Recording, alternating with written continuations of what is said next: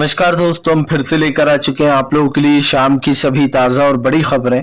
फटाफट अंदाज में एक एक कर बताएंगे आपको आज देश और दुनिया से क्या बड़ी खबरें निकलकर सामने आ रही हैं। लेकिन उससे पहले दोस्तों एक नजर डालते हैं सुर्खियों पर। प्रधानमंत्री नरेंद्र मोदी के ऊपर जमकर गरजे असदुद्दीन ओवैसी, बोले देश का नाम बदलना इतना आसान नहीं, संविधान में इसकी अनुमति नहीं दी है।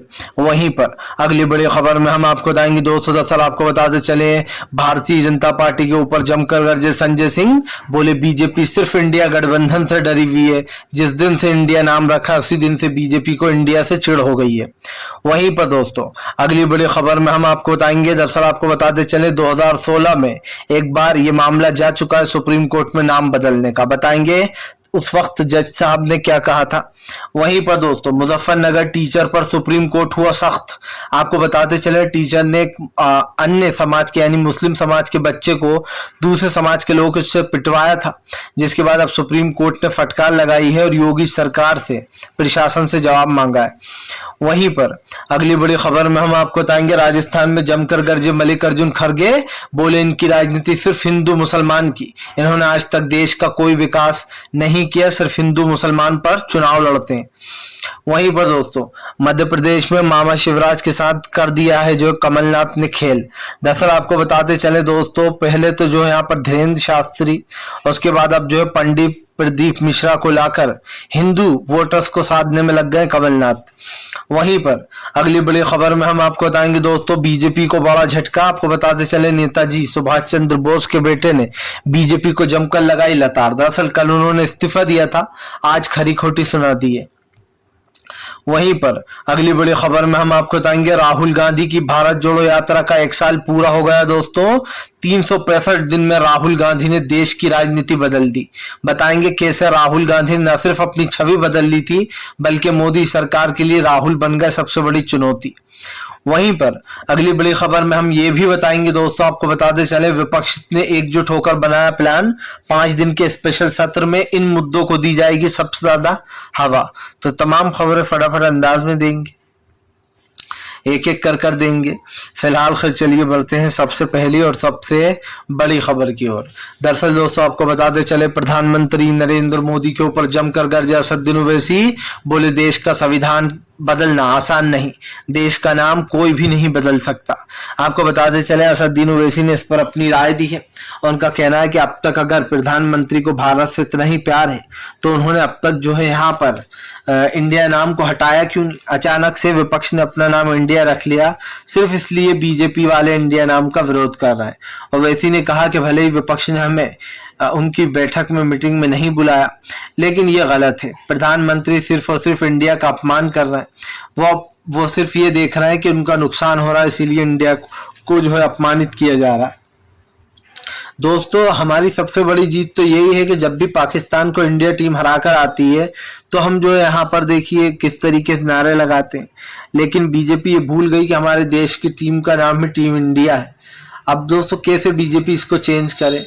नोटों पर लिखा है गवर्नमेंट ऑफ इंडिया, बीजेपी के ट्विटर हैंडल अकाउंट पे लिखा है बीजेपी फॉर इंडिया, तमाम चीजों पर बीजेपी का नाम यूज किया जाता है। लेकिन अगर बीजेपी ये कहे दोस्तों कि वो जो कर रही है वो सही है, तो मैं नहीं समझता कि इस चीज को बढ़ावा देना चाहिए, क्योंकि जाहिर सी बात है भारतीय जनता पार्टी के लोग आज भारत प्रेम दिखा रहे हैं, लेकिन ये वही लोग हैं दोस्तों जो आप समझिए भारत में रहकर घोटाले करते हैं और जो भारत देश का पैसा लूट लेते हैं, भारत और इंडिया का, हमारे इंडिया देश का, उन लोगों को भगा दिया जाता है। ललित मोदी, नीरव मोदी, विजय माल्या, ये कौन है? प्रधानमंत्री के रिश्तेदार हैं क्या? ये लोग खुलेआम घूमते हैं दोस्तों विदेशों में, लेकिन इनको कोई नहीं पकड़ता। जबकि प्रधानमंत्री ने क्या कहा था कि एक एक को पकड़ कर लाऊंगा और इनसे पूरे देश का पैसा निकलवाऊंगा। अरे भाई वो तो आपके ही दोस्त, आपके ही सलाहकारों की शादी में खुलेआम चेयर्स फरमा रहे हैं नीरव मोदी, ललित मोदी सॉरी। तो इससे साफ दिखाई देता है दोस्तों कि भारतीय जनता पार्टी जो है वो पूरी तरीके से फेल है। बातें करा लो, बीजेपी से कुछ नहीं होता। फिलहाल चलिए बढ़ते हैं एक और अगली बिग ब्रेकिंग की तरफ। बता दोस्तों अगली जो बड़ी खबर निकल कर आ रही है, आपको बताते चले दोस्तों, राहुल गांधी की भारत जोड़ो यात्रा का 1 साल हुआ पूरा। राहुल गांधी ने दोस्तों 365 दिन में बदल दी थी देश की राजनीति। अगर आपको याद ना हो तो पुराने राहुल गांधी मैं आपको बता दूं, राहुल गांधी ना रैलियां करा करते थे ज्यादा, ना वो जो है यहाँ पर दोस्तों मोदी सरकार पर आक्रमण करते थे ज्यादा। कभी कभी राहुल गांधी किसी रैली में नजर आते थे या फिर कभी कभार कोई प्रदर्शन कर लिया करते थे। ये कह दें हम कि कांग्रेस पिछले 9 सालों से वो कांग्रेस थी नहीं जो पहले 50 साल पहले लोग कहते थे कि ये कांग्रेस वो है। आपको बता दें उसके बाद एक फॉर्मूला आया जहां पर यह तय किया गया कि राहुल गांधी एक भारत जोड़ो यात्रा निकालेंगे। बीजेपी ने पहले तो इस भारत जोड़ो यात्रा को हल्के में लिया, लेकिन जैसे जैसे राहुल गांधी की ये यात्रा बढ़ती गई, बीजेपी ने सबसे पहले ये कहा कि राहुल गांधी तो महलों में रहने वाले, वो क्या पैदल चलेंगे। लेकिन राहुल गांधी ने न सिर्फ दोस्तों बीजेपी के नेताओं के मुंह बंद कर दिए, बल्कि दोस्तों खुद की राजनीति को एक नया उड़ान दे दी। जिस राहुल गांधी को लोग कहते थे कि राहुल गांधी घर से बाहर नहीं निकलेंगे, वो क्या धूप में चलेंगे, उस राहुल गांधी ने दोस्तों इस देश के मैं लिख के दे सकता हूं, इस देश का कितना ही बड़ा नेता क्यों ना हो, उन सबसे ज्यादा पैदल चले हैं। और प्रधानमंत्री गृह मंत्री अमित शाह इतना चल भी नहीं सकते, राहुल गांधी ने इतना चले कि भारत जोड़ो यात्रा में अपना एक रिकॉर्ड बना डाला। यही नहीं दोस्तों, राहुल गांधी की भारत जोड़ो यात्रा ने उनकी जो छवि बीजेपी बना रही थी कि राहुल गांधी तो पप्पू हैं, ये तो इन्हें तो बात करना ही नहीं आता है, ये कुछ भी जवाब दे देते हैं, कुछ भी बोल देते हैं। लेकिन दोस्तों असली पप्पू कौन था ये दुनिया ने देख लिया। राहुल गांधी ने न सिर्फ 365 दिन में यानी कि 1 साल में अपनी छवि बदल दी दोस्तों, बल्कि राहुल गांधी की आज पॉपुलैरिटी प्रधानमंत्री के बराबर हो गई है। या फिर यूं कह दे कि अब प्रधानमंत्री राहुल गांधी से बहुत पीछे छूट जाएंगे, क्योंकि सोशल मीडिया पर राहुल गांधी का दबदबा हो गया है। यही नहीं, राहुल गांधी ने दोस्तों हर वो चीज करी है जिस चीज की उन्हें जरूरत थी। राहुल गांधी को जो लोग पप्पू कहते थे उनके मुंह बंद कर दिए। राहुल गांधी को बड़ा नेता बनते देख बीजेपी डर गई, तो प्रियंका गांधी को राहुल गांधी से बेहतर बताने लगी ताकि राहुल बीजेपी के सामने ही खड़े ना हो। बीजेपी का डर बताता है कि राहुल गांधी इस देश के सबसे बड़ा नेता बनने वाले आने वाले समय में, और ये आप लिख के ले लीजिएगा। फिलहाल चलिए बढ़ते हैं एक और अगली बिग ब्रेकिंग की तरफ। बता दोस्तों अगली जो बड़ी खबर निकल कर आ रही है, प्रधानमंत्री नरेंद्र मोदी के ऊपर जमकर गरजते हुए नजर आए अरविंद केजरीवाल। बोले बीजेपी को देश के संविधान से दिक्कत है, वो इतिहास को और संविधान को बदल देना चाहती है, वो अपने हिसाब से देश का संविधान चलाना चाहती है। दरअसल दोस्तों भारत और इंडिया इसके बीच में एक गोदी मीडिया भी है जो लगातार मोदी सरकार को फायदा पहुंचाने का काम कर रही है और विपक्ष को घेरने का काम कर रही है। अब आप सोच रहे होंगे इसमें गोदी मीडिया का क्या रोल है। गोदी मीडिया का रोल ये है कि गोदी मीडिया ने उल्टा विपक्ष को घेर रखा है कि क्या विपक्ष फंस गया है सनातन धर्म के बीच में। चर्चा इसकी होना चाहिए कि भैया भारत को, इंडिया को जो है प्रधानमंत्री कह रहा है भारत बोलो, भारत और इंडिया क्या अलग अलग है क्या? साफ साफ लिखा हुआ है सबसे पहले लाइन दोस्तों कि जुड़ेगा भारत जीतेगा इंडिया। इसमें दोनों नाम का यूज किया है विपक्ष ने अपने अलायंस में, लेकिन बीजेपी जानबूझकर इस चीज का मुद्दा बनाने में लग गई और ये तो इतने आगे बढ़ गया कि प्रेसिडेंट ऑफ इंडिया की जगह प्रेसिडेंट ऑफ जो है वो लिख दिया गया भारत। इससे साफ दिखता है कि पीएम नरेंद्र मोदी हार के डर से इतना डर गए कि अब उन्हें डर लगने लगा है। रातों को उनको पता है, आपको नींद नहीं आ रही है, सपने वही वाले आते हैं कि मैं पीएम पद से हट गया हूं और इस देश का पीएम राहुल गांधी बन गए, अब मेरा क्या होगा। सारे घोटाले बाहर आएंगे बीजेपी के। जाहिर सी बात है अभी तो बीजेपी बहुत हाथ पैर मारेगी, ईवीएम से लेकर तो वो सारे तिकड़म लड़ा लेगी 2024 के चुनाव में, लेकिन फिर भी बीजेपी कुछ नहीं कर पाएगी, क्योंकि इस देश की जनता ने अगर एक मत होकर वोट दे दिया तो ये समझ लीजिएगा कि प्रधानमंत्री हो या बीजेपी के दूसरे नेता, एक एक करके दोस्तों सबका पत्ता कटना तय है।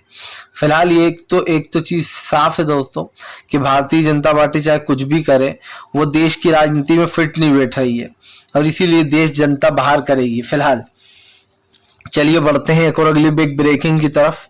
बता दोस्तों अगली जो बड़ी खबर निकल कर आ रही है आपको बताते चले दोस्तों, सुप्रीम कोर्ट ने जमकर लगाई तृप्ति त्यागी और योगी सरकार को फटकार, मांग लिया है का जवाब। दरअसल दोस्तों आपको याद होगा अभी कुछ दिन पहले मुजफ्फरनगर से एक वीडियो वायरल हुआ।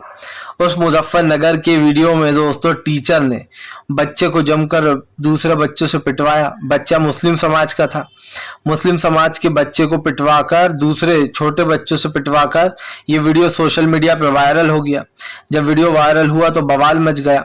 माता पिता ने इल्जाम लगाया कि उन्होंने सिर्फ मुसलमान होने की वजह से उस बच्चे को हमारे मारा। यही नहीं, माता पिता ने उस बच्चे को भी निकाल लिया स्कूल से बाहर। अब माना जा रहा है कि तृप्ति त्यागी जो है दोस्तों, उनके ऊपर उत्तर प्रदेश की पुलिस ने बहुत ही मामूली धाराओं में केस दर्ज किया दोस्तों। जाहिर सी बात है, ये एक सांप्रदायिकता थी कि एक टीचर कह रही है मैं इसी तरीके से मारती हूँ मुस्लिम बच्चों को। अब आप समझ लीजिए, कोई इंसान के दिल में इतना जहर कैसे हो सकता है कि वो पढ़ाई वाले जो छोटे बच्चे होते हैं, बिल्कुल ही छोटे दोस्तों, 8-8, 7-7, 10-10 साल के, उनके ऊपर इस तरीके की भड़ास निकाली जाए। इससे साफ दिखाई देता है कि आपके दिमाग में कितनी गंदगी भरी हुई है। आप राजनीति में या फिर हिंदू मुसलमान छोटे बच्चों को भी घसीट लाओ, जिनको इतनी भी अकल नहीं होगी कि हिंदू का मतलब क्या है, मुस्लिम का मतलब क्या है। उन बच्चों को अगर आप दूसरे धर्म के बच्चों को दूसरों से पिटवा रहा, उससे भी छोटे वो, उनसे पिटवाया जा रहा है, एक बच्चे को तमाचे पढ़वाए जा रहे हैं, तो उस टीचर की मानसिकता क्या होगी आप सोच सकते हैं। ऐसे लोगों को दोस्तों सख्त से सख्त सजा मिलना चाहिए कि ये आने वाले समय में ऐसी गलतियां ना करें। लेकिन उत्तर प्रदेश की पुलिस उस टीचर को बचा रही है, इसीलिए 25 सितंबर को अगली सुनवाई है। सुप्रीम कोर्ट ने सख्त आदेश दिया है कि यहाँ पर जो सवाल पूछेगा उनका प्रशासन जवाब दे, पुलिस प्रशासन। और इस पर सवाल भी उठ रहे हैं कि इसके ऊपर हल्की फुल्की धाराओं में केस दर्ज क्यों किया गया। फिलहाल चलिए बढ़ते हैं एक और अगली बिग ब्रेकिंग की तरफ।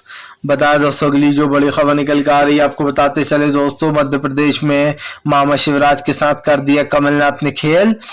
पहले दोस्तों आपको बताते चले, बागेश्वर धाम को ले आए हिंदू वोट साधने के लिए कमलनाथ जी, और अब जो है वो पंडित प्रदीप मिश्रा को लेकर आ गए हैं। आपको बताते चले दोस्तों, बहुत सारे लोगों को सच में ऐसा लगता है कि बीजेपी जिन लोगों का सहारा लेती है, कभी कभी कांग्रेस भी तो हिंदुत्व का सहारा ले ही लेती है। लेकिन दोस्तों कांग्रेस की विचारधारा बीजेपी से बहुत अलग है। मैं ये मानता हूं दोस्तों कि उसने धीरेन्द्र शास्त्री को बुलाया जो कि लगातार हिंदू राष्ट्र बनाने की बात करता है, लेकिन जब वो कांग्रेस के मंच पर आया तो उसने एक भी बार ये बात नहीं की कि वो हिंदू राष्ट्र बनाना चाहता है। और ये जो प्रदीप मिश्रा है, अब इनको बुलाया गया है।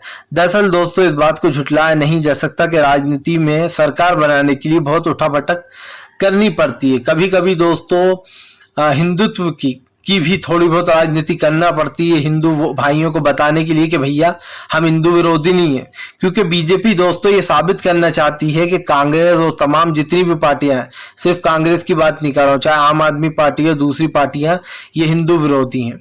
लेकिन मुझे ऐसा लगता है दोस्तों कि इन चीज की भी जरूरत नहीं है। कमलनाथ जी को अगर वो इन चीज का सहारा ना ले तो भी कांग्रेस जीत जाएगी। लेकिन ठीक है, वो ले रहा है तो उनकी मर्जी है, पर मैं इसको गलत समझता हूं। मैं भले ही मानता हूं कि राजनीति में इस चीज की जरूरत है और वो कांग्रेस के मंच पर आकर कोई गलत नहीं बोला अब तक आज तक। लेकिन दोस्तों फिर मतलब क्या है, आप जिस चीज का विरोध जता रहा हो, आप भी उन लोग को अपने मंच पर एक तरीके जगह तो दे ही रहो। तो ठीक है, राजनीति के लिए है तो ठीक है, पर मुझे ऐसा लगता है कि इन चीजों को इग्नोर करना चाहिए कांग्रेस को। फिलहाल चलिए बढ़ते हैं एक और अगली बिग ब्रेकिंग की तरफ।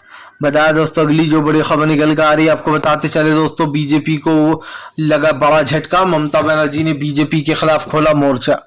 आपको बताते चले, ममता बनर्जी ने कहा जिस दिन से हमारी तीसरी बैठक हुई है उस दिन से बीजेपी चैन की नींद नहीं सो पाई है। ममता बनर्जी ने कहा कि बीजेपी को डर लग रहा है अगर सरकार बन गई विपक्ष की तो हमारा क्या होगा। आपको बता दें, ममता बनर्जी ने कहा कि इस बार बीजेपी कुछ भी कर ले वो सत्ता से बाहर जाकर रहेगी। दरअसल दोस्तों बीजेपी के ऊपर आरोप लग रहा है कि जिस दिन से विपक्ष ने अपने गठबंधन का नाम इंडिया रख लिया उसी दिन से बीजेपी के पेट में दर्द उठने लगा। इससे पहले अगर बीजेपी कहती दोस्तों कि हम इंडिया नाम से ये है, हम इंडिया को इंडिया नहीं भारत बुलाएंगे, तो फिर भी समझ में आ जाता दोस्तों।